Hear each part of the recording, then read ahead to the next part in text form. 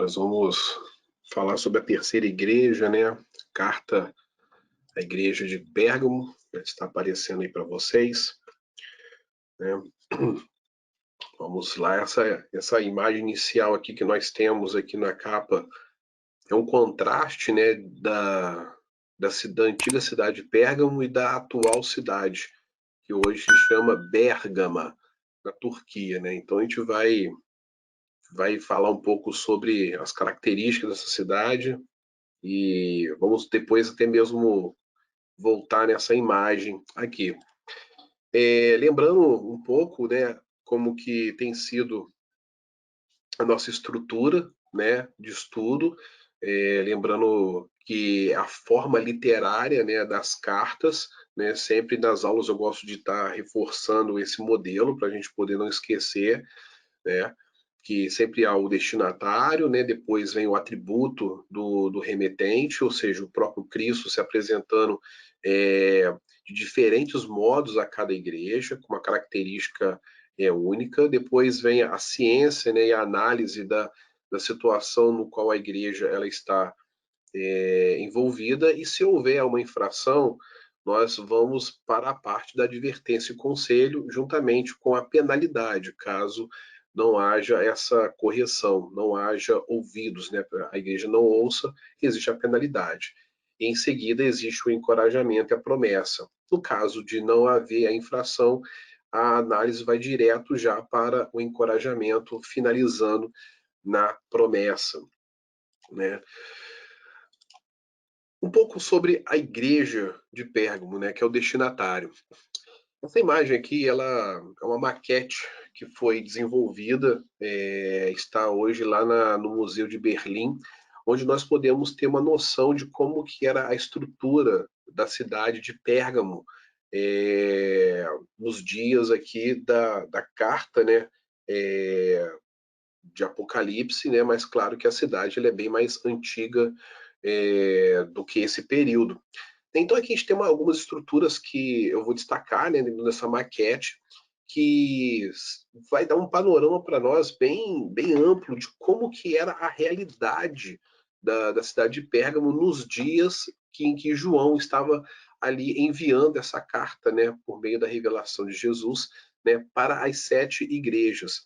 Né? Então a gente pode ver que a cidade ela está aqui totalmente estruturada em cima de uma colina, né? Era uma cidade de forma estratégica, ela ficava bem no alto e ali ela conseguia ter uma visão de toda a planície, né? Ali da região onde ela estava estruturada. E aí a cidade toda ela ficava como uma forma de fortaleza, né? E aí, olha que interessante como que a estrutura da cidade, ela também tinha alguns pontos no qual a gente vai entender como que isso deixou a igreja meio que acuada quando essa carta chega, como que era o parecer, o panorama da igreja de Pérgamo em meio à estrutura da cidade. Então, assim, o primeiro ponto aqui, né, onde a gente está vendo aqui, é o recinto de Palas Atenas, ou seja, era onde havia ali um templo de adoração à deusa Atena. Então, assim, sempre nas cidades gregas, elas sempre tinham, algumas cidades, claro, pelo menos as principais, havia alguns templos, né, dedicados a alguns deuses. Então, assim, era característico que esses templos eles se reproduzissem em todas as cidades, né, da Ásia Menor no período aqui da igreja primitiva, né, nesse período no qual a igreja está crescendo e está avançando. Um pouco mais à esquerda, nós podemos ver o Trajânio, né? Ou seja, um templo dedicado a Trajano, o imperador imperador romano. Um pouco mais abaixo, nós vemos um terceiro templo, um templo jônico. Então, olha só como que já nessa parte inicial nós temos já um conjunto, né, de templos pagãos. E isso vai se espalhar por toda a estrutura da cidade. Né? Um pouco mais ao lado nós temos o quê? Um teatro, um anfiteatro, que é aquele teatro, aquela estrutura que nós vimos aqui na abertura, né? Que é a capa ali da nossa apresentação. Né? Esse anfiteatro ficava ali bem ali na encosta da colina, né? Então, assim, tinha uma visão privilegiada, uma visão, assim, magnífica, mas também esse teatro, ele era também dedicado também a um deus pagão. Então, assim, tudo que era feito na cidade de Pérgamo sempre tinha por uma base, uma dedicação a algum culto ou algum deus do panteão de deuses gregos, né? Mais à frente, nós vemos o altar de Pérgamo a Zeus Soter, né? Ou seja, é uma divindade, né? Zeus é considerado uma divindade, uma das divindades principais dentro do panteão grego, ou seja, em comparação como fosse um deus criador de todas as coisas. Então, esse altar a gente vai ver mais à frente como que ele era estruturado. Esse altar ele tinha um certo destaque dentro da cidade. Então, as pessoas que chegavam a Pérgamo, estavam chegando lá embaixo pela planície, elas já conseguiam enxergar esse altar, né, do deus Zeus de longe. E aí a forma como eles enxergavam de longe tinha a forma arquitetônica desse templo fazia com que de longe as pessoas enxergassem como fosse um altar gigantesco, né? Um local assim muito magnífico em que chamava, era imponente e já impactava os viajantes que chegavam a Pérgamo pela planície ali, como a gente viu no mapa, e a gente vai ver, né, um pouco mais à frente alguns detalhes dessa geografia. Um pouco abaixo aqui do altar de Pérgamo, né, nós vemos o que? O mercado, onde acontecia ali todas as partes de negociatas, né, onde o comércio da cidade de Pérgamo fluía, né, na parte mais baixa, próximo ali da ponta da colina, bem próximo ali aos muros da fortaleza da cidade. Um pouco mais acima do mercado, né, subindo um pouco aqui essa encosta leste da cidade, nós temos o que? A porta da Acrópole de Atena. Né? Então nós vemos o que? Ali era como fosse um portão de entrada, né, da cidade, e a partir dessa entrada é onde começava todos esses. É como fosse uma divisão. Vamos imaginar que aqui, ó, fosse uma divisão estrutural do que era comércio e do que era vida, e aqui, a partir desse bloco para dentro, era como fosse um recinto religioso, como fosse uma cidade dentro de uma outra cidade. Né? Então aqui a gente vai ver o que? Que dentro dessa porta, desse portão aqui, nós vamos ter acesso a todos esses templos aqui, todo esse altar, ao anfiteatro, ao templo jônico, ao altar, ao templo de Trajano, o recinto, né, essa área, que essa praça aqui, né, do templo de Atena. Então, isso tudo é muito interessante para a gente poder entender, para a gente poder ver como que a cidade inteira ela estava cercada pelo paganismo. E o último ponto aqui era o palácio de Eumenes II, que ficava dentro dos portões, né, dessa cidade religiosa, por assim dizer. Né? Lembrando sempre, irmãos, que no período antigo, em que nós estamos estudando, né, não só no Antigo Testamento, mas principalmente nesse interlúdio do Antigo Testamento para o Novo Testamento, existem sempre lideranças, né, dos impérios que sempre estão subjugando os outros povos. Nós precisamos sempre compreender que todos esses imperadores eles eram considerados deuses ou no mínimo semideuses, né, filho de Deus, né, dos deuses, né, por assim dizer, dos panteões dos deuses no qual eles serviam. Então, esse palácio, o palácio do imperador, sempre estava dentro desses limites. Por quê? Porque ele era considerado um deus e teria que ser adorado como tal. Né? Então, não é diferente com Eumenes. Tá? Depois ele vai ser superado, ele vai ser conquistado, né? O Império Romano virá, primeiro o Império, os gregos, depois o Macedônio, melhor dizendo, depois vai vir o romano, e por aí vai.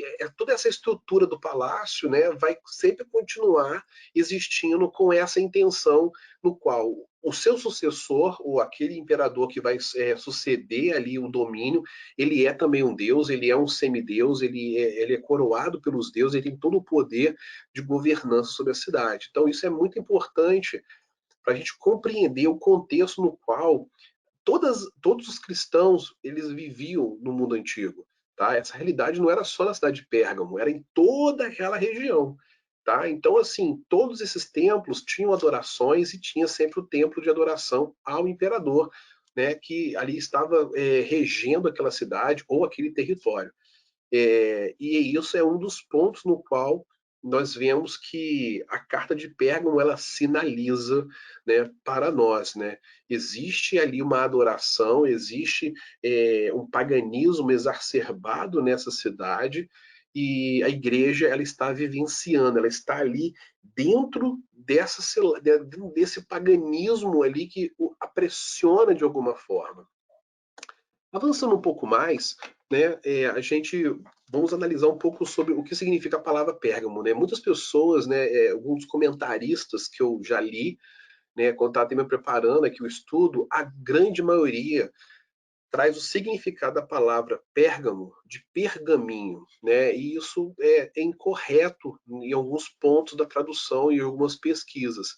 Porque o que acontece? Existem outros comentaristas e outros pesquisadores que trazem o significado da palavra Pérgamo do grego, que significa fortaleza, ou seja, é o que remete à cidade no período no qual é onde ela estava estruturada. Ela era uma fortaleza na colina, né, de uma forma muito estratégica, né, no Vale do Caico, ou seja, ela conseguia ter toda a visão daquela planície em direção ao mar.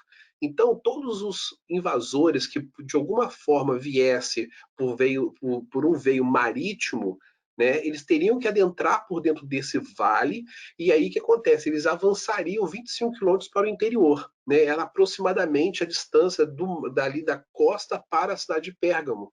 E a visão da cidade de Pérgamo era altamente privilegiada, ela conseguia ver em todas as direções, 360 graus. Então, a cidade, o nome da cidade, ela vem dessa estrutura grega, né, desse significado de fortaleza. Ela era uma cidade fortaleza naquele local, de forma altamente estratégica, né?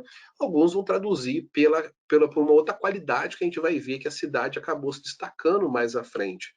Né? Hoje, nos nossos dias, nós conseguimos ter várias ruínas lá, né? Então, assim, aqui nós temos uma foto das ruínas do Templo de Trajano, aquele que a gente viu ali na estrutura da maquete, né?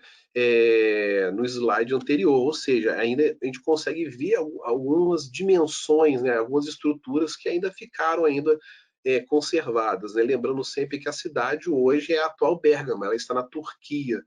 Então, assim, muitas das cidades da Ásia Menor, praticamente, se eu não me engano, acho que todas elas estão dentro do território turco. Então, hoje, com essa questão de perseguição, com questões do extremismo islâmico, né, assim, eu vejo muitas pessoas comentarem que tem sido muito difícil você ter hoje como você visitar essas cidades. Né? Já teve períodos mais calmos para se visitar para poder conhecer. Hoje está um pouco mais complicado. Né? Além disso, eu separei aqui também uma reprodução do altar de Pérgamo, né, ao Zeus Soter, né, que foi aproximadamente construído entre 180 a 175 a.C.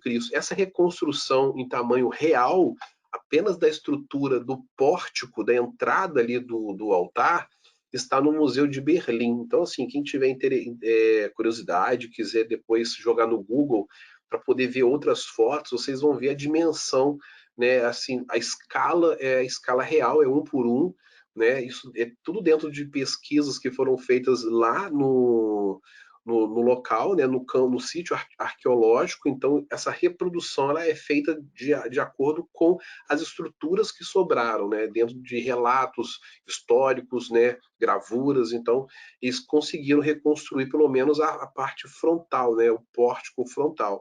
Tem umas fotos que eu não quis colocar aqui porque eu queria mostrar mais a reprodução limpa. Vai ter algumas fotos que você vê em escala o tamanho de uma pessoa, né? A pessoa andando próximo desse altar. É algo gigantesco, é algo assim muito, muito monumental. E aí a gente vai entender, né, o porquê que isso lá na frente vai ser comparado a chamado, né, o próprio Cristo vai chamar de trono de Satanás. Né? Então, assim, avançando um pouco mais, eu separei aqui alguns tópicos, algumas curiosidades para a gente poder compreender, né, a estrutura da cidade, né? Como ela era uma fortaleza, ela tinha aproximadamente 400 metros de altitude, né, ali daquela planície para a parte mais alta. E ela se tornou um centro urbano de destaque no terceiro século antes de Cristo, ou seja, dentro do período macedônio aproximadamente, né? Lembrando sempre que a gente vai ver que alguns generais de Alexandre o Grande, eles, quando Alexandre o Grande, o império dele é dividido para os seus 4 generais, nós vamos ver que muitos deles vão administrar algumas cidades como essas, vão reformar, vão reconstruir por alguma razão, né? Então a gente vai ver algumas características, né? E na cidade de Pérgamo não foi diferente, né? A cidade, ela não, nunca foi importante até ela se tornar a capital do reino, né? Ou seja, lembrando que as cidades desse período, ali nesse eixo que nós estamos vendo, ela pertencia a um eixo chamado cidades-estados, ou seja, ali não era a Turquia, ali era considerado Grécia, né? Ou Macedônia. Então, as cidades, elas eram autossuficientes. Então, cada cidade, ela tinha o seu próprio governante, o seu próprio rei, mas elas viviam em aliança umas com as outras. Então, Atenas tinha a sua liderança, Éfeso tinha a sua liderança, Pérgamo tinha a sua, e por aí vai. Todas as cidades daquela região, naquele período, tinha ali as suas dinastias, né? Então, aqui ela se torna independente, né, na dinastia dos Atálidas, que é entre 282 a 183 a.C. Depois da morte de Lisímaco, né, a gente vê que Lisímaco ele participou também lá em Éfeso, né, a gente vê essa participação de Lisímaco lá em Éfeso, que foi um dos generais de Alexandre. Átalo III, ele foi o que? O subsequente a fazer toda essa. Depois que terminou a estrutura por Lisímaco, Átalo, ele assumiu, né, e ele foi o último rei de dessa dinastia, que era o quê? De uma linhagem desses generais que governavam essas cidades, ou seja, alguns territórios ali eram delegados a esses generais e aí houve algumas sucessões. Então, Átalo III foi o último rei, né, que ele fez essa dinastia até quando Roma chegou e dominou toda aquela estrutura ali, pegando ali a parte do território dos hititas, né, onde hoje é a Síria, Judéia e toda aquela parte do norte do Egito, norte da África, indo até ali nas regiões de hoje, onde que é o Marrocos, né, o norte, aquela parte extrema do extremo oeste da Europa, que é Portugal, Espanha, tudo aquilo ali era Império Romano, né? O Império Romano foi uma das, é, desses povos, né, que reinaram, que tiveram uma dimensão de império muito grande. Claro que tiveram outros depois de Roma, mas nesse período do mundo antigo, onde o cristianismo está nascendo, Roma foi a maior, né, a que mais teve tamanho territorial, né? Então aqui eu separei essa imagem, né? Ou seja, aqui nós estamos vendo ali o teatro, né? Como a gente viu no mapa inicial. Aqui seria basicamente a estrutura inicial onde ficaria aquele trono, né, de Zeus. Aqui, da onde essa foto está sendo tirada, provavelmente é da onde é o templo de Trajano, aquela estrutura que a gente viu também na fotografia que parece estar mais alto, e mais aqui embaixo é aquela parte onde tem o templo jônico. Então a gente vê que, olha como que é estratégico essa colina, né? A visão aqui da cidade antiga, e aqui embaixo é a cidade de Bérgamo. E se a gente olhar lá no fundo, a gente vê que lá no fundo, lá no horizonte, é onde já começa você ver a planície, provavelmente ali você já vê até mesmo parte do mar Mediterrâneo, né? Do mar Egeu, melhor dizendo, né? Aquela parte ali é o mar Egeu. Então, assim, olha como que era altamente estratégica essa região. E apesar disso, a cidade toda também era murada, era toda fechada, né? Uma fortaleza totalmente articulada para uma defesa dos seus invasores. Avançando mais um pouco, a gente pode entender que ela recupera esse prestígio com as inovações arquitetônicas de Eumenes. Isso ainda no período dos generais ali ainda, né? Eumenes II, que foi ali onde há aquele palácio, onde ele construiu algumas fez algumas construções que isso destacou Pérgamo dentro do Império Romano no futuro. Né? Essas construções, a primeira foi esse muro que protegia toda a cidade das invasões, se tornando depois uma cidade muito importante de defesa e também de ponto estratégico para o Império Romano. Além disso, ele construiu essa Acrópole para Atenas, que a gente viu. Você pode ver que a Acrópole está bem ao lado do Palácio de Eumenes, né? Sempre lembrando, provavelmente, isso não estou aqui afirmando, mas dentro dessas visões arquitetônicas, se ele construiu essa Acrópole, provavelmente ele era um devoto da deusa Atena. Então, o palácio dele está estrategicamente ao lado da deusa, né? Ou seja, ela tem o destaque com o seu pátio e ele está ao lado, sendo considerado como fosse um filho dessa deusa, né? Mostrando que ele é um semideus. Então, ele tem toda essa autoridade de estar dentro desse conjunto religioso da cidade. Além disso, ele também constrói esse grande altar a Zeus, né, que é chamado aqui pelo próprio Cristo de trono de Satanás, e também Pérgamo se destaca por ter uma biblioteca de 200 mil volumes. Ou seja, aí aqui as pessoas onde confundem, né? Porque foi a partir dali que surgiu o nome de pergaminho, né? Porque essa biblioteca ela foi criada no período no qual Pérgamo está ali sendo criada essa biblioteca, Eumênides está construindo o maior fabricante de matéria-prima para poder se escrever manuscritos era o Egito, né, por meio de papiro. E aí o Egito ele começa a fechar o seu comércio, né, exterior, por assim dizer, né, de exportação de papiro, né, para poder utilizar de forma própria, para poder não ou para poder fazer com que o preço aumentasse, e ele conseguisse lucrar, ou mesmo porque ele não tinha interesse de fornecer mais essa matéria-prima para ali as pessoas que estão, para os impérios, os povos ao redor dele. E foi nesse momento em que Eumênides ele desenvolve, né, por meio de peles de animais, ele coloca ali, né, ele cria essa estrutura de secagem e ele começa, por meio das peles dos animais, a continuar ali a escrever os livros, os sacerdotes fazerem as cópias de todos os materiais que eram oriundos de toda aquela região. Né? Então, por isso que o nome dessa pele de animal se foi classificada como pergaminho. Né? O papiro ele vem de uma planta, o pergaminho ele vem da pele do animal, que é seca, né, esticada ao extremo e fica seca, né, desse tamanho, dura mesmo, igual uma folha, e aí era escrito e depois aquilo ali era armazenado, né, feito todo um trabalho de arquivo, né, para poder formar essa biblioteca. E a partir daí acaba que, sem querer, Pérgamo começa a competir economicamente com esse tipo de exportação de matéria-prima para o mundo antigo. Então, por isso que a biblioteca ela também se torna o quê?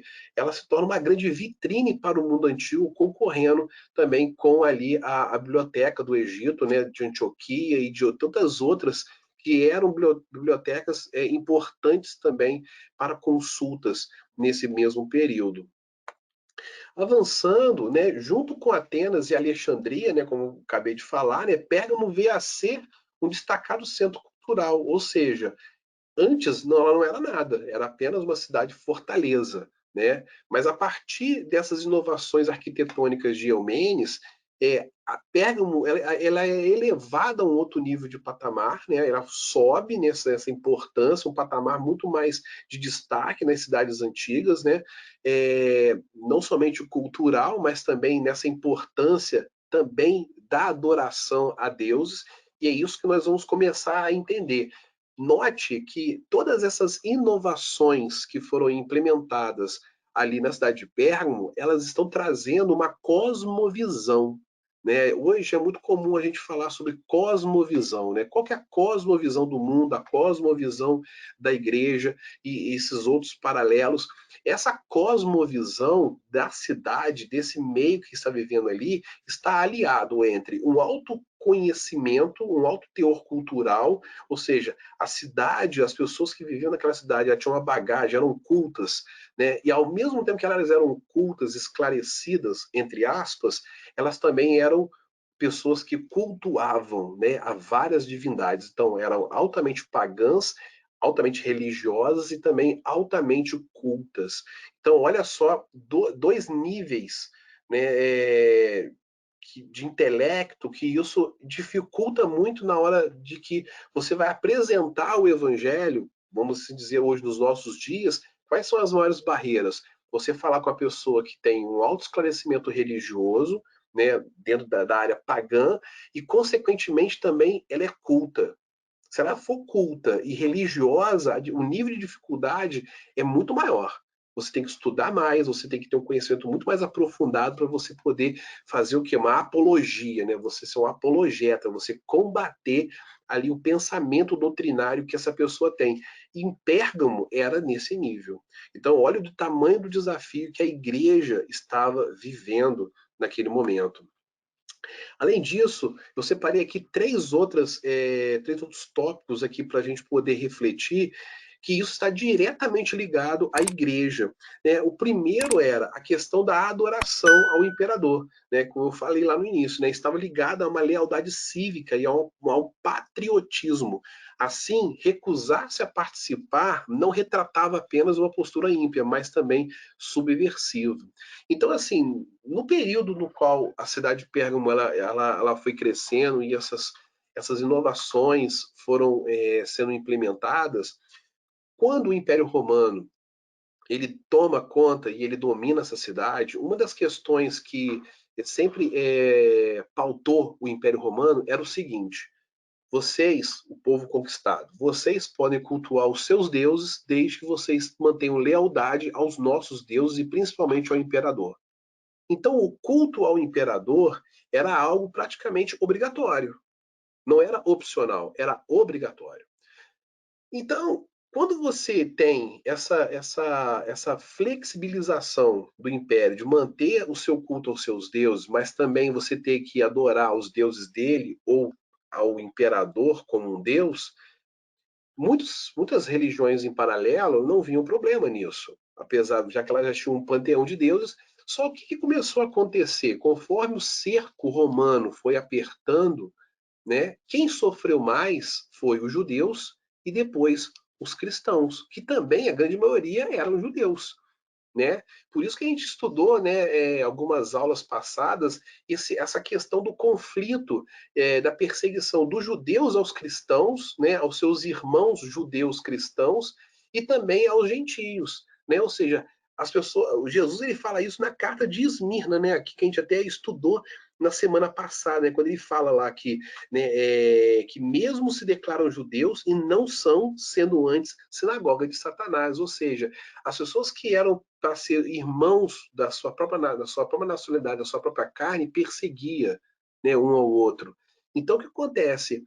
Eles sofriam uma perseguição e, consequentemente, também eles perseguiam os cristãos. E o Império Romano também subjugava todos esses dois povos, né? Tanto o gentio que começava a confessar o Jesus como Deus e Senhor e adorava ele como o único Deus, e também os judeus que criam também, né, no único Deus e também não abriam mão de adorar outros deuses, ou seja, não queriam, batiam de frente. Então, esses dois povos, né, essas duas classificações de pessoas, vamos assim dizer, né, os gentios e os judeus, foram os que mais sofreram a perseguição. E a igreja ela vai sentir isso de forma muito mais enfática, muito mais dolorosa aqui, né, na questão da cidade de Pérgamo, né? E aí, devido a essa aversão aos deuses gregos romanos, né, que os cristãos eles tinham, né, eles eram chamados de ateus. Olha que interessante. O olhar do pagão para aqueles que não reconheciam os seus deuses era o quê? A pessoa que não tinha um Deus. O ateu é aquele que não cria nesse panteão de deuses, né? Hoje a palavra ateu é o quê? É aquela pessoa que não acredita em Deus, né? Mas dentro de um estudo mais profundo, né, da palavra em grego, nós vamos ver que o a é uma negativa, né? E teos ele vem de theos, né? Ou seja, de Deus. E a partir dessa negação, não Deus, ou seja, a pessoa, ela, dentro desse olhar do povo de Pérgamo, os cristãos, eles viviam sim nessa heresia, ou seja, eles estavam errados e o povo estava certo. O panteão de deuses dele, a religião deles estava correta e os cristãos é que estavam errados, né? Por não crer nesses deuses que eles serviam. Então, olha como que essa ótica, né, essa ação, a gente pode trazer uma análise mais fina para os nossos dias. Né? Os dois primeiros pontos aqui, a gente já vê que existe tudo isso que hoje nós vemos, nós enxergamos um pouco dessa forma. Né? As pessoas que lutam, às vezes, contra a igreja, contra aquilo que nós cremos, ela também é subversiva, né? Tem uma postura ímpia. Né? Olha como que a mesma ótica que nós temos também serve para o outro lado. Aquelas pessoas lá enxergavam os cristãos dessa forma. E por último, o cristianismo ele era considerado uma superstição, né? Ou seja, algo passageiro, algo que era uma fábula, entendeu? Uma fantasia, uma coisa que não era lógico. Por isso que nós vamos ver que só nessas 3 primeiras cartas aqui nós vamos ver 2 tipos de heresias aqui, que primeira era os nicolaítas e depois nós vamos ver o docetismo. Mais à frente a gente vai chegar, né, e fazer uma análise, um comparativo dessas 2 heresias que já aparecem aqui nessas 3 primeiras cartas.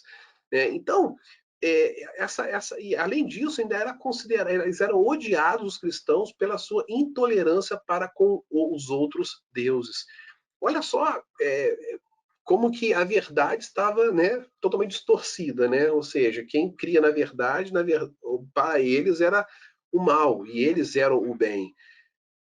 Uma coisa que me chama atenção aqui dentro desse bloco que eu separei aqui, que até eu estava estudando, era que eles identificavam, olha como que os pagãos, eles identificavam características muito marcantes nos cristãos. E uma dessas aqui que eu separei, que eu achei interessante, foi essa questão de ser subversivo.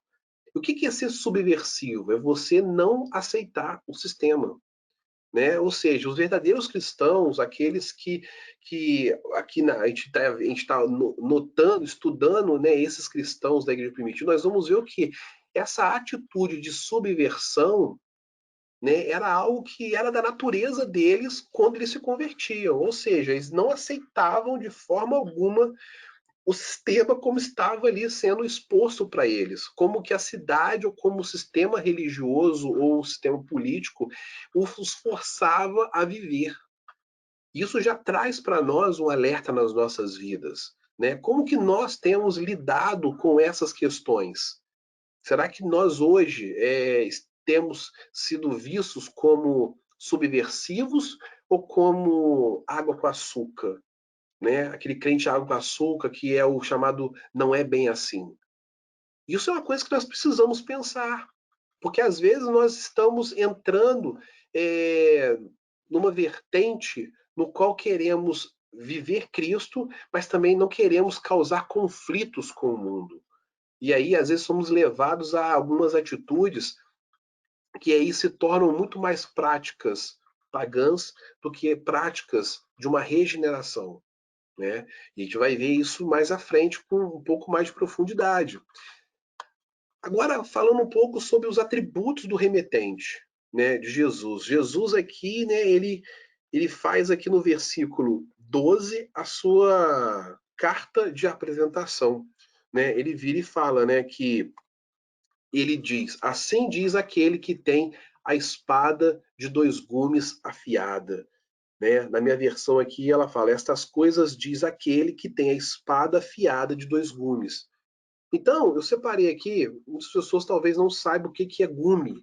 Né? E aí eu separei aqui. Essa aqui é uma espada antiga, né, que tem 2 gumes. E o que é o gume? O gume, ele é um fio de corte. Né? Hoje, a gente tem aqui nessa espada é o quê? O fio de corte é dos dois lados da espada. Uma faca caseira, ela só tem um gume. Ela só corta de um lado. Você vê que o outro lado é cego, né? O outro lado ele é mais grosso, ele é mais espesso.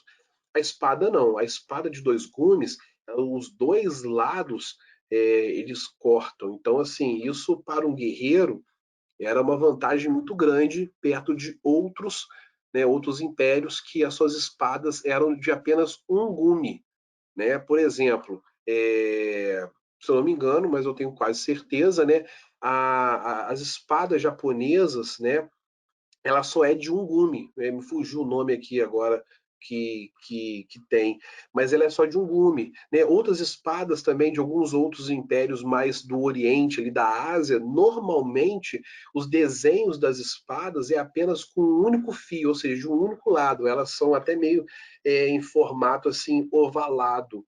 Então, essa espada que tinha um corte duplo, ela tinha vantagem sobre aquelas outras que tinham apenas um único gume, um único lado de corte.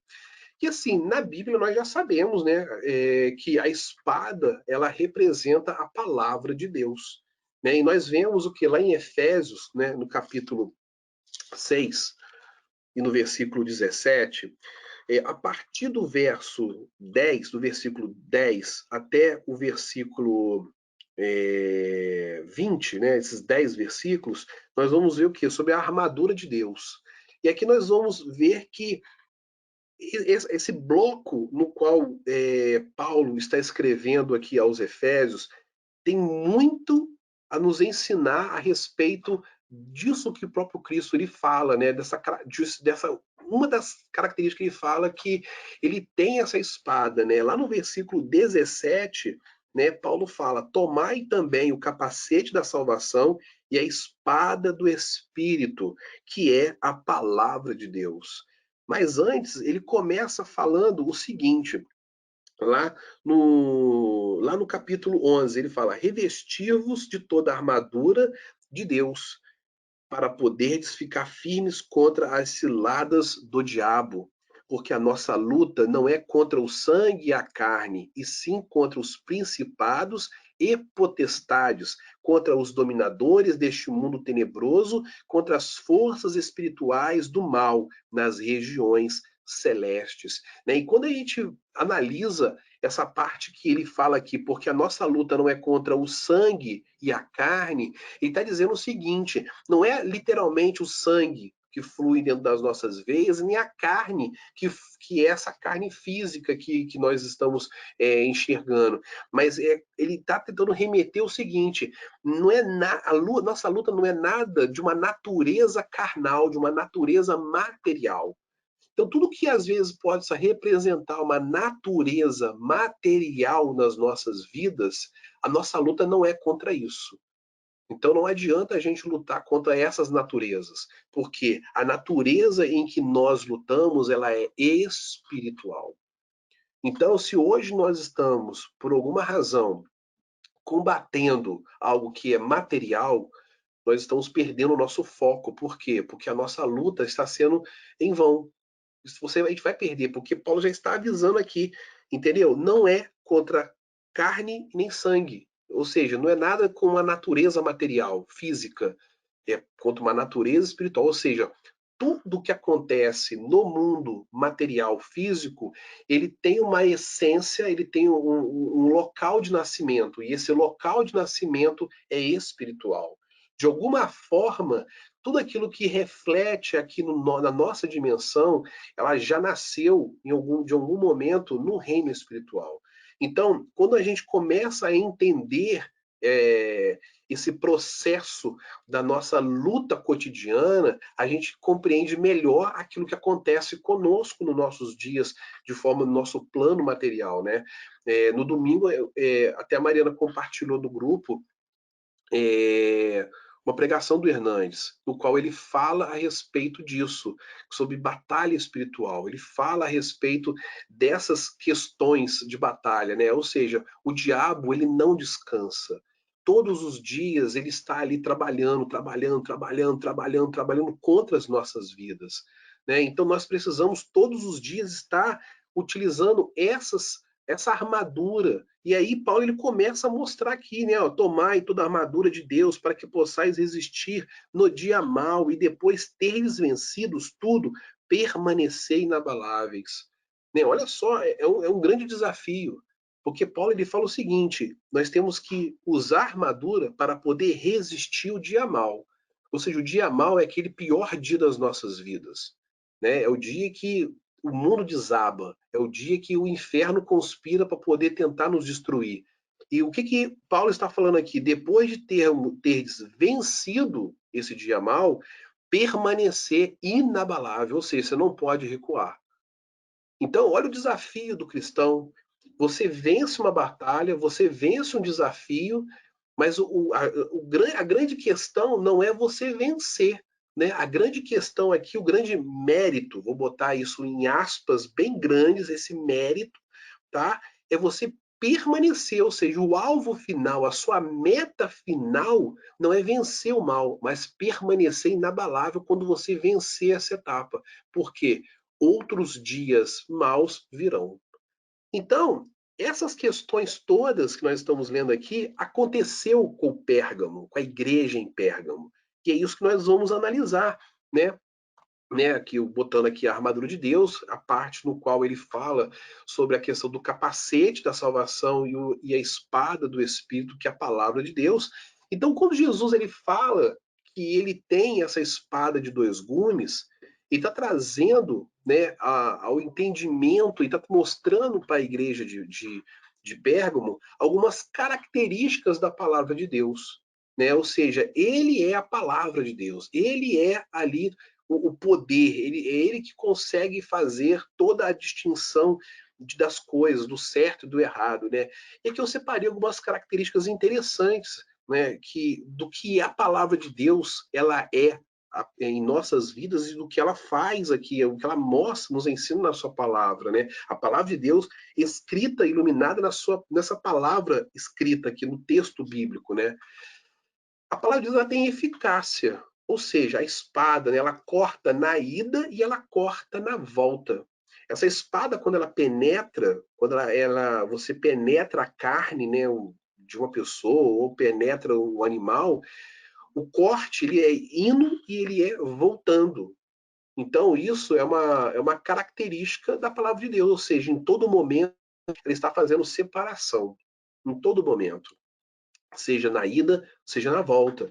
Né? E ela é cortante para quem recebe, ou seja, quando ela está indo, ou seja, está saindo de alguém em direção à sua vida, né? Você está recebendo aquela palavra, e para quem propaga a palavra.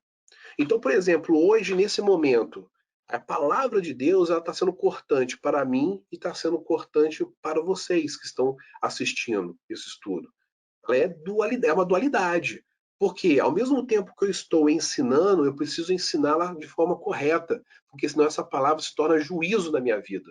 Né? A palavra dela não fala que a gente não pode acrescentar nenhuma vírgula, nem um tio, porque senão se torna anátema. Nós nos tornaremos maldito diante de Deus. Então eu tenho que ter o quê? Um temor, eu tenho que estudar, eu tenho que tomar cuidado com o que eu estou falando. Por quê? Porque se eu ensinar errado, é aí que nós vamos entender quando o próprio Jesus ele vai falar sobre o ódio que ele tem dos nicolaítas, né? Que era o que? Essa distorção da palavra. Por isso que ele, antes dele começar aqui, né, a falar ali, ele apresentar para a igreja as suas infrações, ele já fala o seguinte: olha, eu tenho essa espada, eu sou a palavra. Ele já está mostrando aqui, já dando sinais do que vai acontecer. Então, se a gente distorce, se eu que estou pregando, estou ensinando, eu distorcer, eu serei punido. Você que está ouvindo, se você não absorver, não se arrepender e não seguir aquilo que está sendo orientado, você será punido também. Por quê? A palavra, ao mesmo tempo que ela consola, ela diverte. Ao mesmo tempo que ela cura, ela amaldiçoa. É isso que nós vamos ver lá em Deuteronômio, a palavra de Deus ela fala bênçãos e maldições. Nós vamos ver, se você obedecer, a palavra de Deus ela vai se tornar o quê? Uma bênção na sua vida. Agora, se você desobedecer, ela se torna maldição na sua vida. Ou seja, é um corte. Ela vai e ela volta. Além disso, o corte da palavra, né, o que ele significa esse corte? Ele é o total discernimento, a distinção, a clareza de todas as coisas. Né? A palavra de Deus, ela nos traz isso. Quando ela penetra no nosso corpo, quando Deus ele fala conosco por meio da sua palavra, ele está o quê? Trazendo discernimento para a gente poder compreender, ou seja, cortando. O discernimento é o quê? Corta aquilo que obscura a nossa vista, né, e faz a gente enxergar. Ele traz distinção, ou seja, a gente consegue distinguir aquilo que estávamos fazendo que era errado e começamos a fazer o certo, né? Traz a clareza, ou seja, ele tira também ali aquelas películas da nossa vida, né? Nosso olhar que faz a gente olhar de forma embaçada. Então, a palavra, o corte, esse fio da palavra, ele vai fazendo isso nas nossas vidas, né? Então, é muito importante. Por isso que, conforme a gente vai lendo a palavra de Deus, a gente vai estudando a palavra de Deus, a gente vai aprofundando nesses estudos que nós estamos fazendo. Então, nós estamos fazendo o quê? Nós estamos aprofundando, estamos saindo ali do nível rasinho, né, da superfície da terra, estamos entrando, afundando as nossas raízes. Quanto mais fundo nós chegarmos, mais nutrientes nós vamos buscar e nós vamos conseguir. Se ficarmos ali na superfície, com raiz na superfície, vai vir o sol, vai vir a chuva e vai levar a gente. Ou seja, os ventos de doutrina, sabe? Então, essas coisas, é por meio do estudo da palavra que a gente consegue isso. É quando a gente consegue esse discernimento, essa profundidade. Avançando um pouco mais, Jesus ele começa a apresentar agora uma análise da situação, quando ele fala no versículo 13 o seguinte: conheço o lugar em que habitas, onde está o trono de Satanás, e que conservas o meu nome e não negaste a minha fé. Né? Então, ele fala aqui que ele conhece onde habitas, ou seja, ele sabe aonde a igreja dele está inserida. E aqui na imagem nós vemos um pouco aqui como que era esse trono, como que era toda a estrutura. Olha o tamanho, a estrutura como ela era de forma ali magnífica, né? Ou seja, trazendo uma ostentação, trazendo ali um poderio.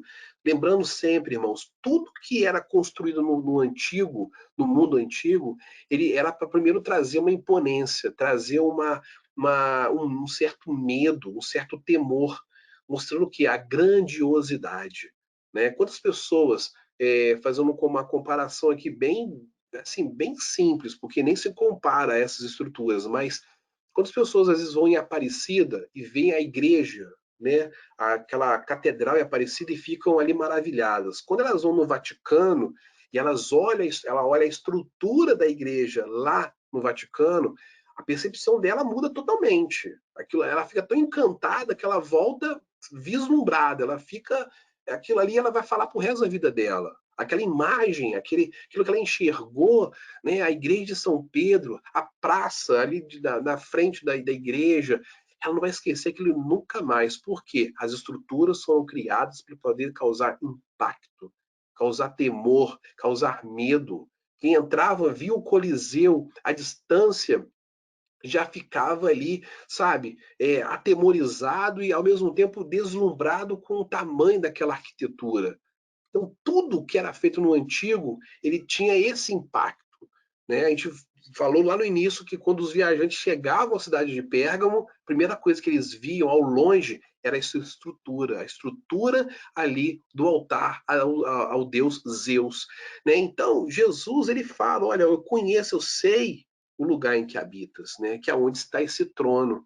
Né? E aí, ele classifica o que é esse trono. É uma cidade totalmente idólatra, ou seja, uma cidade totalmente cercada de templos. Aqui, ó, na imagem à esquerda, a gente pode ver um pouco, né, um trecho da cidade. A gente vê aqui ó, o templo, ali provavelmente aqui é o templo de Trajano, né, uma parte do templo de Trajano, e aí a gente começa a ver aqui toda essa estrutura aqui, ó, é murada. Né, aqui, ó, nessa parte aqui é onde vai iniciar aquele anfiteatro, e aqui mais nessa parte do fundo aqui, a gente vai mais para o centro da cidade antiga. Então você imagina, a pessoa chegar e ela ver um altar desse nível. Isso impacta qualquer viajante. Né? A igreja de Cristo estava inserida dentro dessa situação, né? Numa cidade totalmente idólatra que estava ali confinando a igreja, atacando a igreja. A igreja não podia se relacionar, a igreja não tinha como ter ali nenhum tipo de aliado fora da sua própria comunidade. Ela era ali o estranho, ela era ali o câncer dentro da cidade. Né? Então, por isso que a igreja está sofrendo, a igreja está ali sendo atacada, está oprimida, ou seja, uma opressão demoníaca de todos os lados. E quantas vezes nós não estamos vivendo dessa forma? Né? Estamos sendo atacados de todos os lados, estamos sendo opressos de todos os lados, né? Mas aqui nós temos uma palavra de consolo. Conheço o lugar em que habitas. Ou seja, em meio a todas as tribulações que às vezes vivemos, em meio a todos os ataques do mal, em meio a todas as opressões que muitas vezes nós, como servos de Cristo, eleito, passamos, Jesus, ele sabe exatamente aonde você está inserido. Nada passa desapercebido. É isso que precisamos compreender. Nada passa desapercebido. Seremos levados ao máximo da nossa prova. Seremos levados ali a um limite que nós estaremos totalmente desgastados. É isso que vai acontecer com aqueles que servem a Cristo. Não é algo melhor, entendeu? Não é algo tranquilo. É o pior mesmo. E conforme a gente vai estudando as cartas, nós vamos vendo que existem tribulações, né, e perseguições, uma maior do que a outra. Né? Assim, avançando, nessa cidade havia algumas peculiaridades, que até hoje nós temos alguns símbolos, né, que remetem da cidade de Pérgamo. Né? E assim, qual seria o significado do trono de Satanás? Né? Existem cinco, né, pelo menos cinco interpretações teológicas do que seria ali o trono de Satanás. Né? O primeiro era que a cidade era um centro da religião pagã do mundo antigo, ou seja, pela essa alta concentração de templos, ela era como fosse uma capital. Então ali tinha adoração a várias divindades. Então, ou seja, quanto mais o paganismo, quanto mais isso estava estruturado, mais perseguição, mais ações demoníacas estava estruturado naquela cidade. Né? Para o viajante que vinha do Oriente, a Acrópole tinha o aspecto de um trono. Então aquilo ali já trazia já um certo impacto visual, né, para quem estava viajando, passava pela cidade, ou estava indo em direção à cidade, ou era apenas um passagem, né, fazia ali uma rota. Isso já impactava as pessoas. O altar de Zeus Soter tinha um formato de um trono, ou seja, a gente viu ali na imagem anterior que era como se fosse um trono mesmo, só faltava ali ter uma imagem sentada para poder ali basicamente coroar, né, esse trono. Mas claro que isso tudo era uma questão simbólica, né, que estava mostrando ali, porque espiritualmente já havia ali alguém sentado, né, e o próprio Cristo já está falando aqui, nesse trono quem está sentado é o próprio Satanás. Então, olha só, né, lembrando o que significa a palavra Satanás, ou seja, opositor. E quem é que se opõe? Ele se opõe a quem? Ao servo de Deus, ao servo de Cristo. Então, não vamos achar que quando nós servimos a Cristo, nós teremos um tratamento bom do mal. Ou será algo muito tranquilo. Né? Como eu costumo ouvir aí, né, ainda tem preletores ainda que têm ainda a audácia de dizer que o diabo não entra na igreja. Não, aqui o diabo não entra. O diabo está rindo da cara desse pregador. Entendeu? Ele está rindo. Ele está dando gargalhada, ele está rolando no chão. Né? Porque isso mostra a inocência dele.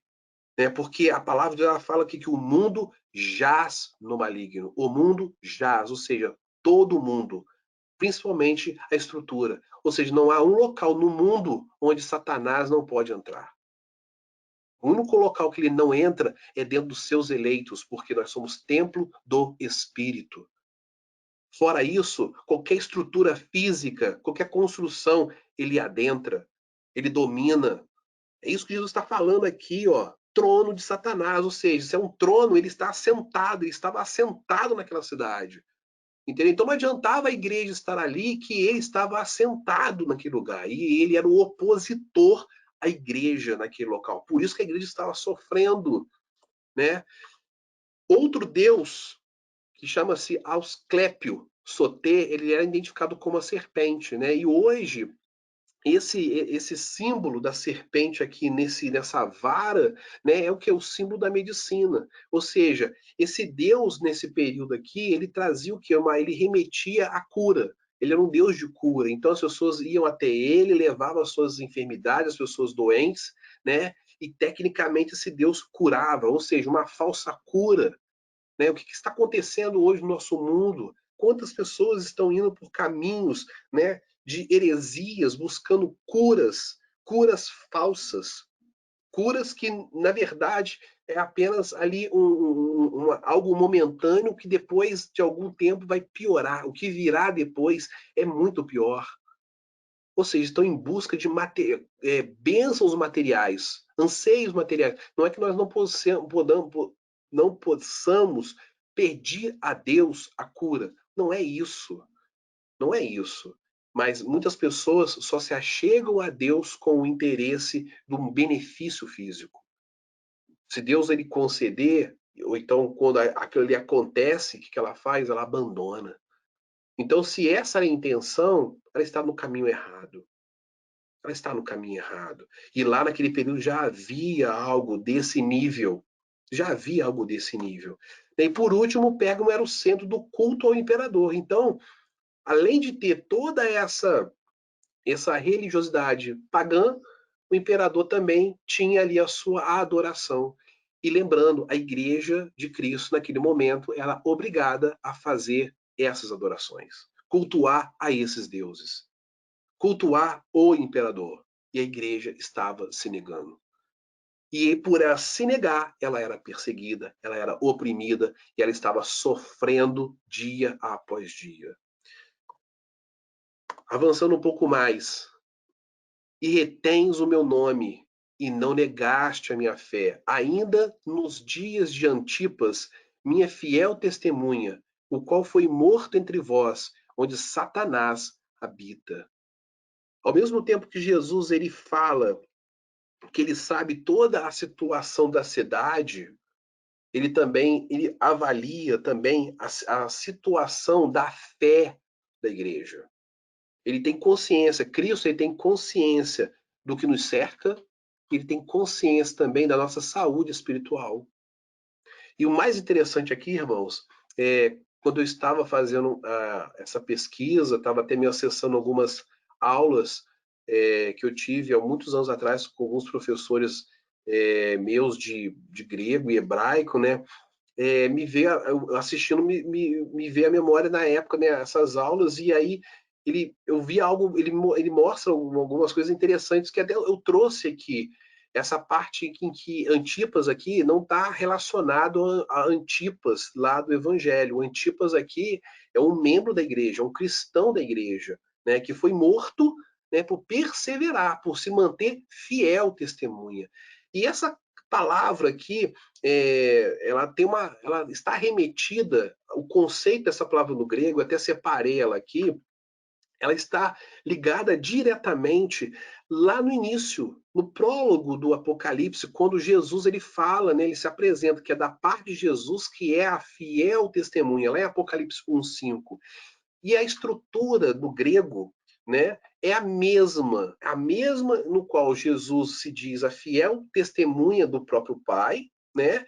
Ele coloca aqui como pode dizer assim, ele dá essa classificação, né, esse mérito para Antipas, ou seja, Antipas morreu sendo essa fiel testemunha como eu sou, como Jesus é do Pai, essa fiel testemunha da sua palavra, Antipas morreu com essa honra, com essa graduação, sendo a minha fiel testemunha, né? E aqui no grego, a palavra ela de fiel testemunha é ho martírios mu. Martírios, né, em grego significa testemunhar. Ou seja, é uma palavra que remete à palavra martírio, ou seja, a morte, aquele que é martirizado por amor à palavra de Cristo, a sua total obediência, ele se torna uma fiel testemunha, uma testemunha íntegra. E aí, o que isso traz para nós? O significado disso hoje? Será que hoje nós temos sido essa fiel testemunha de Cristo?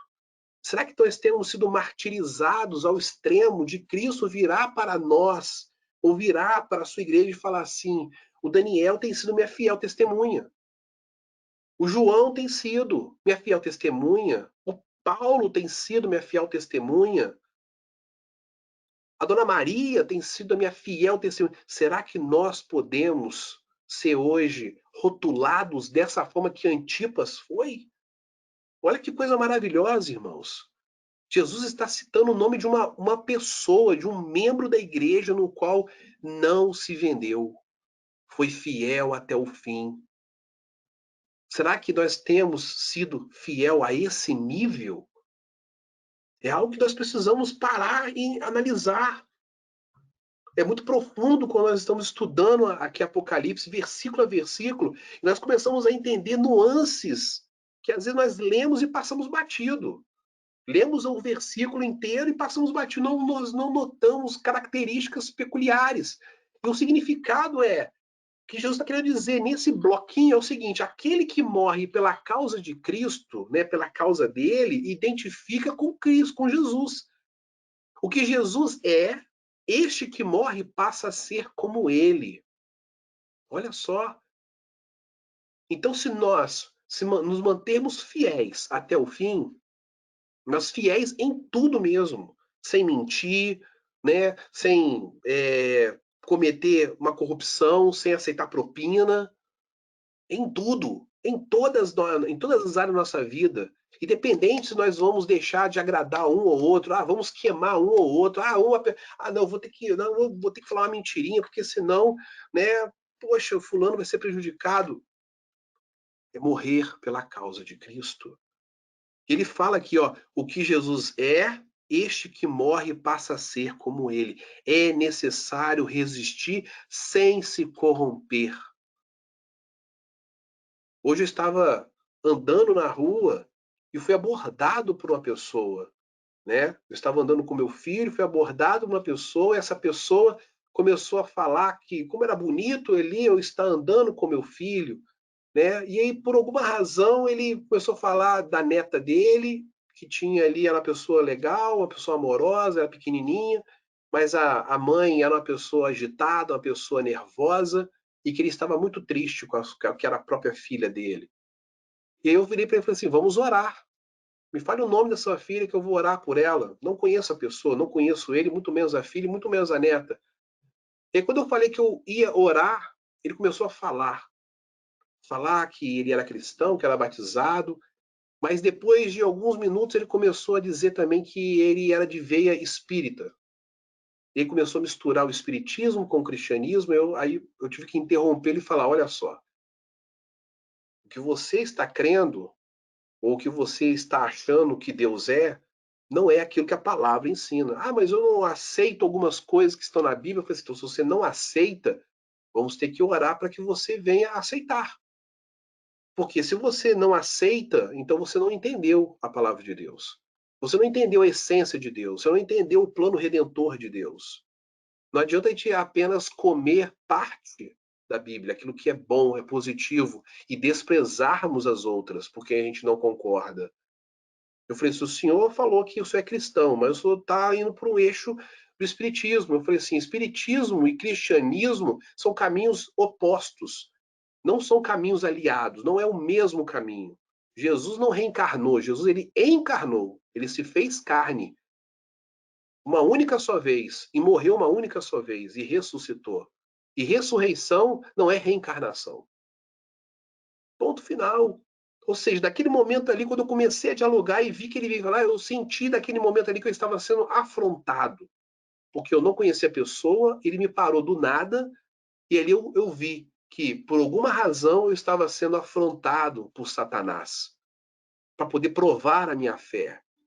Naquele momento ali, eu parei o que eu estava fazendo com o meu filho e falei: olha, se o senhor não concorda, então o nosso diálogo aqui não tem por que seguir.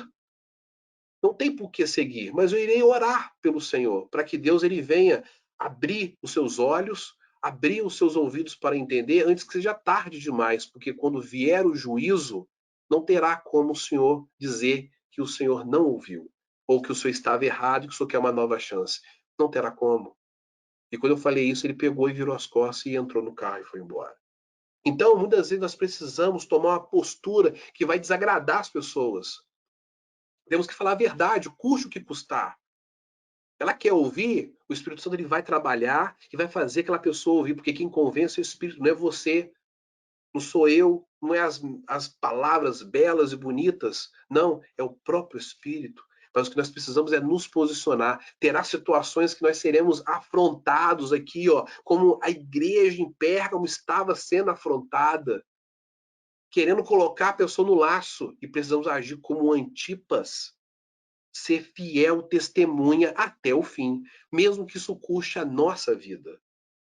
Mesmo que nós percamos todos os nossos amigos, os nossos parentes, todos se virem contra nós, mas se isso for necessário para morrermos fiel, como uma fiel testemunha, que assim seja. Que assim seja. Porque eu prefiro entrar no céu sozinho do que ir para o inferno com a minha família, com os meus amigos, ou com quem quer que for. Então nós precisamos analisar, porque é isso que Jesus está falando. Jesus ele já falou para a igreja que conhece o ambiente e que também conhece referenciais dentro da igreja, situações dentro da igreja. Só que agora, o que Jesus ele faz?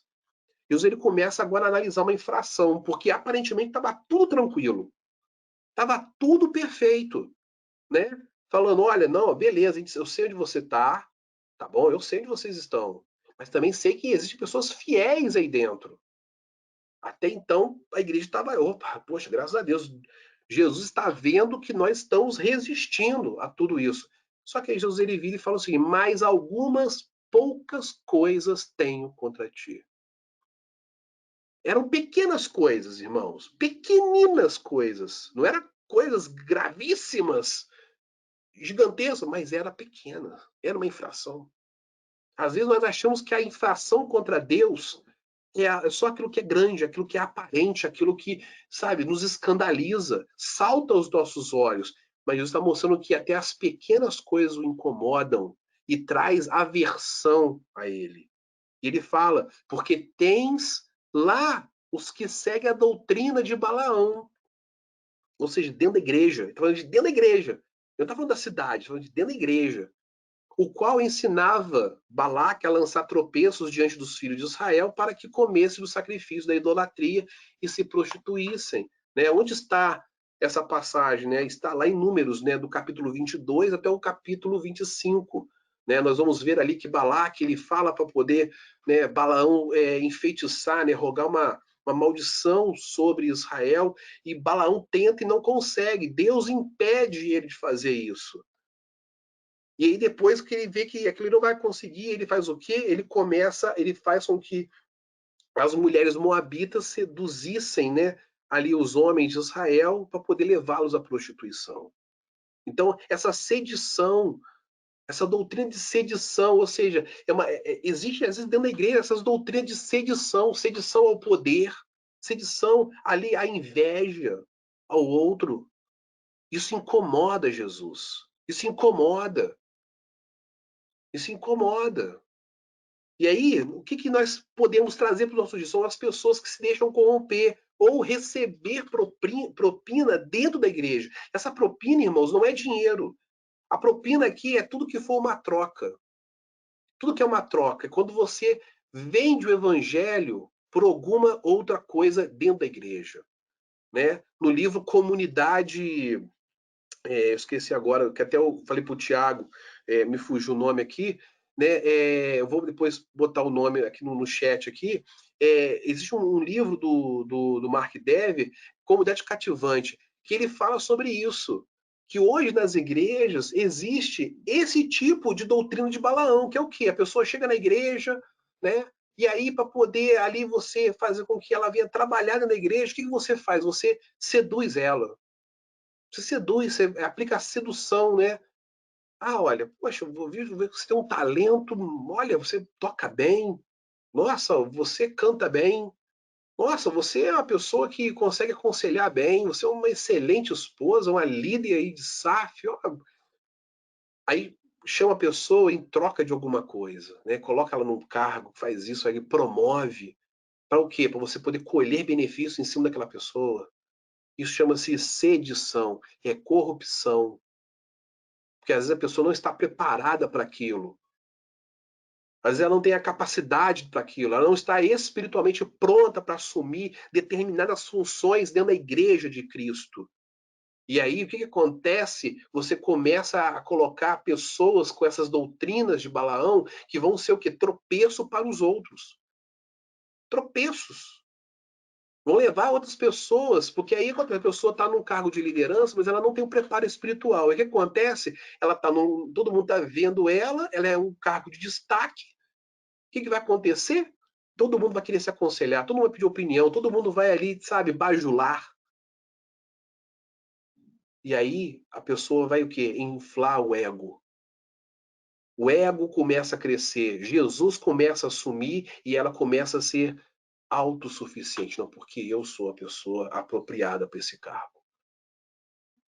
Eu sei o que eu estou fazendo. Eu sei conduzir isso, eu sei conduzir aquilo. E aí perde a direção de Deus. Perde a direção do Espírito, começa a agir pela carne. E aí é coisas ruins atrás de coisas ruins.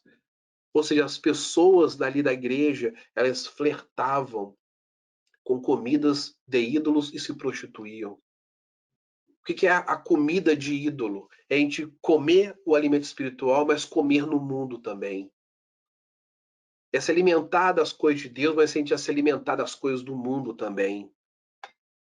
Isso em todas as áreas, irmãos. Em todas as áreas, seja algo que não é visível, como algo que é visível. A prostituição aqui é o quê? É quando nós colocamos um altar para Deus no nosso coração e um altar para alguma outra coisa que é um ídolo na nossa vida. Vocês estão conseguindo compreender? Acaba se tornando ídolos.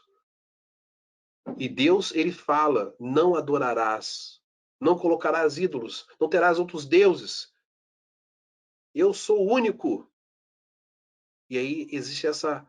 Não, às vezes falta essa compreensão, falta esse entendimento. É isso que estava acontecendo dentro da igreja.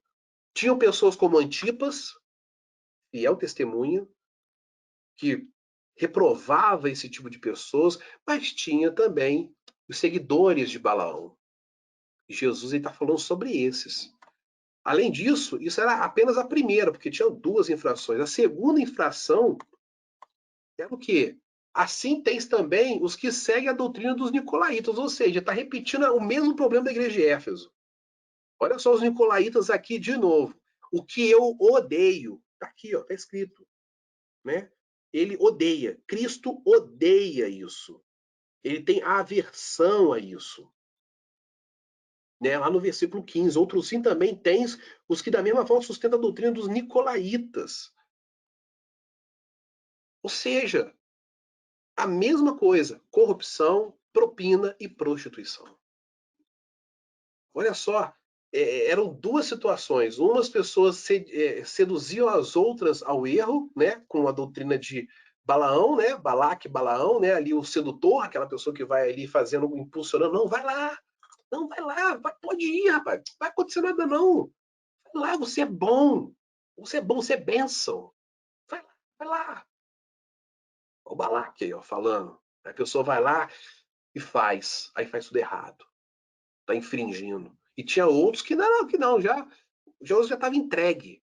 Estava entregue. A corrupção, a propina, a prostituição já era uma prática na vida deles. Aquilo já estava dentro deles. Eles estavam dentro da igreja e estavam fora também.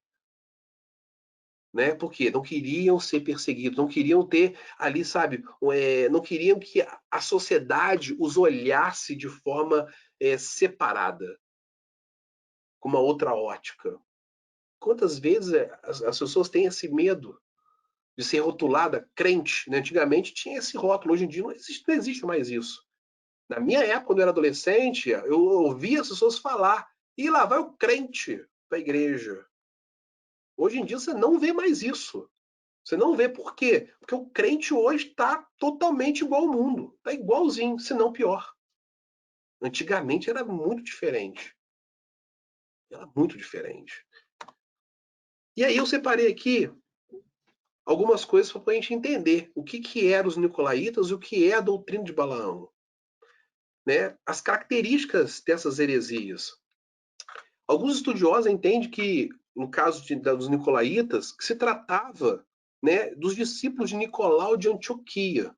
Nicolau, provavelmente, ele foi um dos diáconos que foi colocados na igreja e depois se desviou. Né? Isso, ele conheceu a verdade e desviou. E aí, Nicolau pregava a libertinagem cristã e ignorava o corpo físico como templo do espírito. Olha só a gravidade. Quando você começa a fazer essa negativa, você está blasfemando contra Deus, promovendo assim a prática da imoralidade sexual entre os cristãos. Ainda podemos acrescentar que tal ensino está correlacionado com a mesma imoralidade sexual pregada por Balaão, que encorajou as mulheres moabitas a seduzir os homens de Israel. Então você imagina como que esse diácono Nicolau, olha o estrago que ele fez na igreja primitiva. Olha o tamanho do estrago que ele fez, porque não foi só numa igreja, lá em Éfeso, que era a maior igreja, a primeira igreja no qual ali foi onde nasceu todo o seio missionário, os veios missionários. Ele começou a fazer isso lá e depois ele disseminou para outras. Olha como que o troço era satânico, demoníaco, né? E também nesse mesmo período, em paralelo, na igreja de Esmirna, nós vamos ver característica do docetismo. Né? O que é o docetismo? Ele vem da palavra grega dokel, né? Que significa para parecer, ou seja, com aspecto, apenas com aspecto. Né? Parece que é aquilo ali, tem uma aparência. É o nome dado, né, a doutrina cristã do século II, né? Essa doutrina, entre aspas, né, considerada herética pela igreja primitiva, antecedente ao do gnosticismo. Né? Eu não vou hoje entrar aqui na questão das heresias, a gente vai deixar isso para uma outra aula que a gente vai abordar as heresias da igreja primitiva, quais eram as heresias durante aquele período.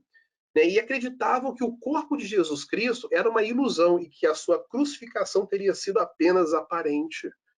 Então, dentro da igreja, tinha pessoas que faziam isso, falavam, não, não, Jesus é uma ilusão, cara. Ele veio só, aquele corpo que está vendo ali é apenas um espírito.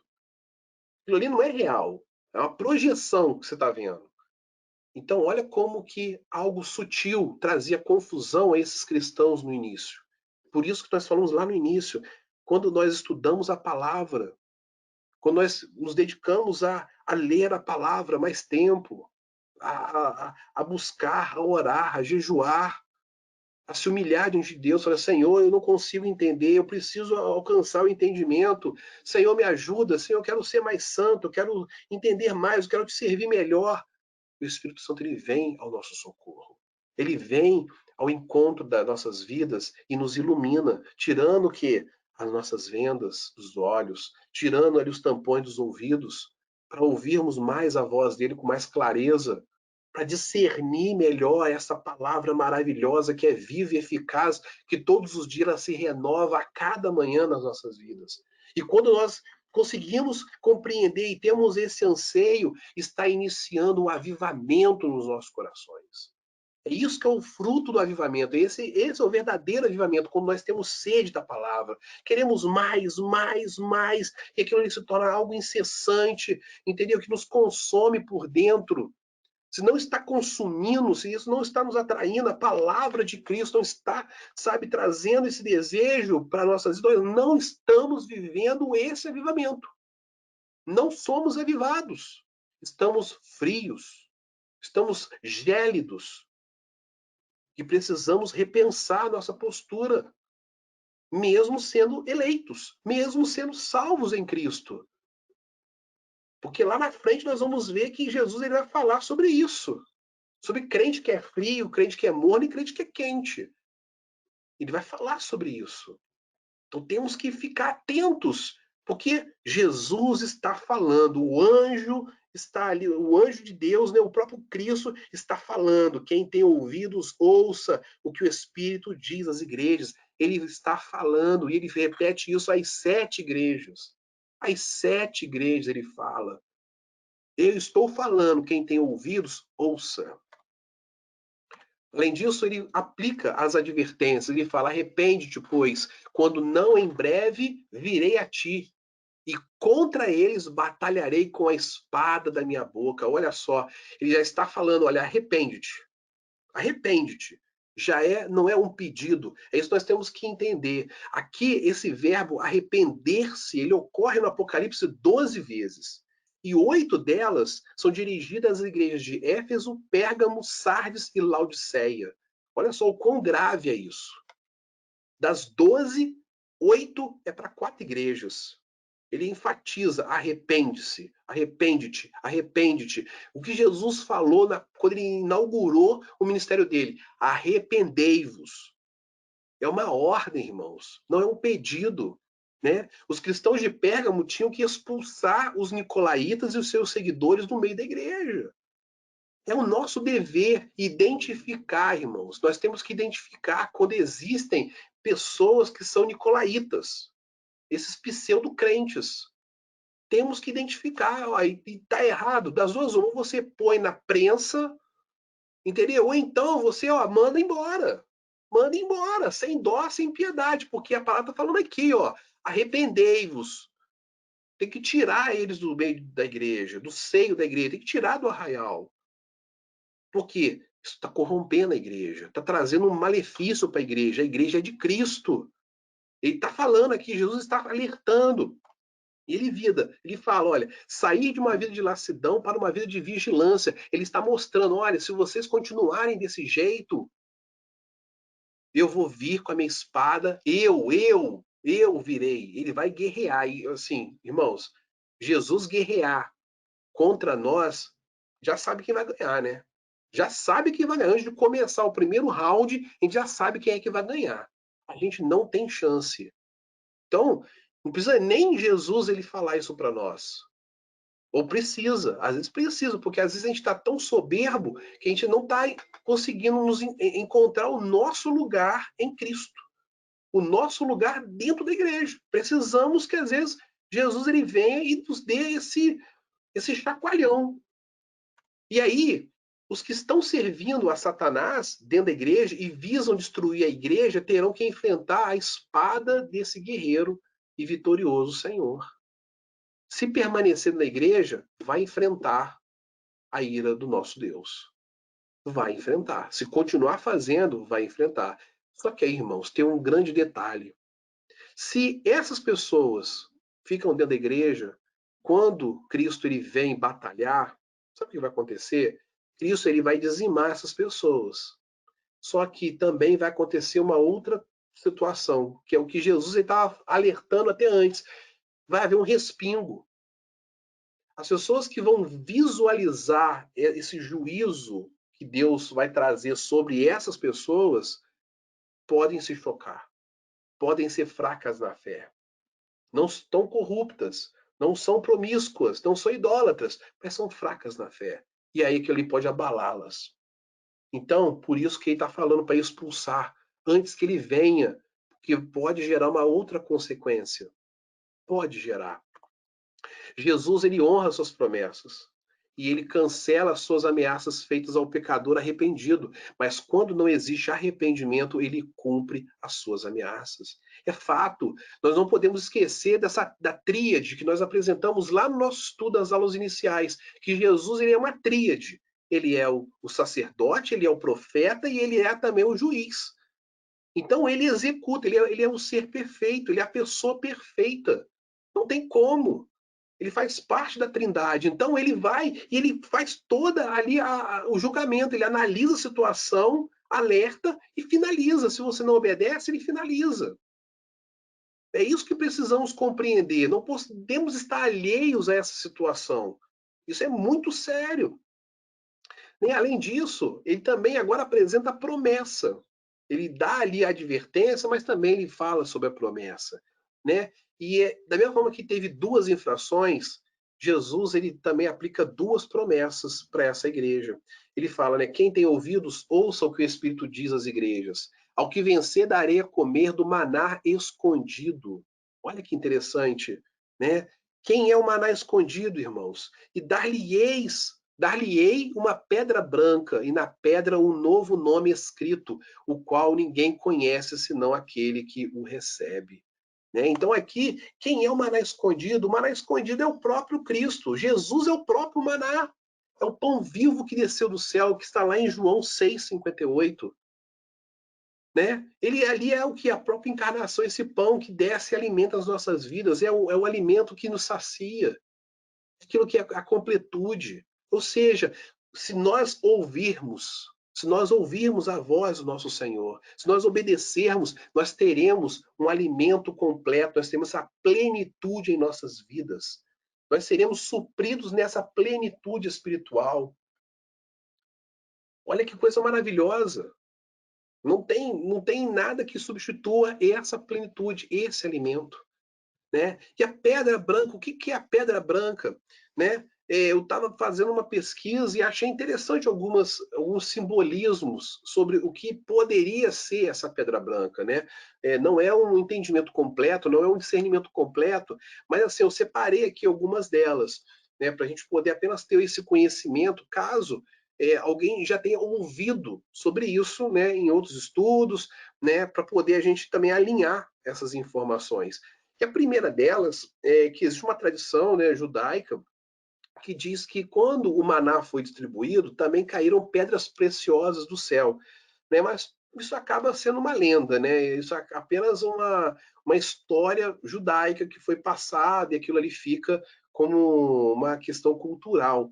Mas não existe nenhum tipo de relato bíblico ou algum manuscrito, algum texto canônico que venha embasar essa informação. A segunda que alguns estudiosos analisam é que essas pedras brancas elas poderiam estar relacionadas às pedras que eram lançadas nos tribunais de justiça para significar a absolvição do réu no mundo antigo, naquele período, né? E as pedras pretas para a condenação. Ou seja, a pedra branca simboliza a absolvição do cristão, né? Quando Cristo ele fala que ele vai dar essa pedra, né, para aquele que obedecia, para aquele que, né, ouvir, né? Ou seja, ao vencedor. Ou seja, tem que vencer. Né? Lembra aquilo que está escrito, que a gente leu lá em Efésios? A gente tem que lutar o dia mal e temos que permanecer inabalável. Né? Então, o vencedor não é o que vence o dia mal, o vencedor é o que permanece inabalável. Essa é a parte mais complexa de servir a Cristo, permanecer inabalável. Né? Mas só conseguiremos permanecer inabalável se nós estivermos fixados nossos pés sobre a rocha, que é Jesus. Então a gente vê que a palavra ela se autocompleta, ou seja, mostrando o quê? Que nós somos totalmente impotentes sem Cristo. Cristo ele é todo o nosso amparo, ele é todo o nosso recurso, de diferentes formas, ele é completo, ele é a completude. Né? A terceira opinião que alguns têm é o seguinte: no peitoral do sumo sacerdote, né, no Antigo Testamento, tinha 12 pedras. E cada uma delas tinha um nome de uma tribo escrito. Isso está lá em Êxodo, no capítulo 28, versículo 21, se os irmãos depois quiserem meditar com mais tranquilidade. E, semelhantemente, uma pedra branca com o nome individual do crente, escrito nela, está sempre na presença de Deus. Escrito nela está sempre na presença de Deus. Então, existe um nome que está, né, relacionado a isso lá em Êxodo, nessa pedra. Então, alguns estudiosos acreditam que essa linha do entendimento seria o mais próximo do que o que Jesus está querendo dizer aqui à igreja de Pérgamo. E a última seria uma pedra, né, que ela pode ser uma pedra preciosa, translúcida, como um diamante, né, no qual o nome de Cristo está escrito. O nome de Cristo está escrito. O nome de Cristo está escrito nas frontes dos santos. Ou seja, isso é como a propriedade. Esse novo nome não é um novo nome alheio qualquer, mas esse novo nome é o quê? O nome de Cristo como um rótulo, como uma identificação das nós, ou seja, nós pertencemos a Cristo. E aí tem essas passagens que eu até selecionei aqui, que está no Apocalipse, né? No capítulo 3, no versículo 12, diz assim, ó: ao vencedor faloei coluna no santuário do meu Deus, e daí jamais sairá. Gravarei também sobre ele o nome do meu Deus, o nome da cidade do meu Deus, a nova Jerusalém, que desce do céu, vinda da parte do meu Deus, e o meu novo nome. Isso é o capítulo 3, versículo 12. Lá no capítulo 14, olha só o que João escreve. Né? Ele diz o seguinte, no capítulo 14, versículo 1. Olhei e eis o Cordeiro em pé sobre o monte Sião, e com ele 144.000, tendo na fronte escrito o seu nome e o nome do seu Pai. Então a gente vê que o que está sempre remetendo ao que? O nome de Cristo. Né? Sempre, ou seja, um poderio, um domínio, né? Um pertencimento, ou seja, nós somos propriedades de Cristo. Né? Como igreja, nós somos dele.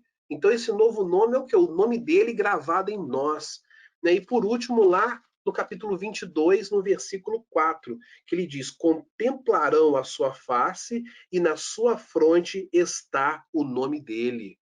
Então, aqui, mais uma vez, 3 versículos que mostram que essa pedra preciosa ela pode estar sendo remetida como esse destaque, mostrando que ao vencedor lhe dará o privilégio de ter o nome dele gravado na sua fronte.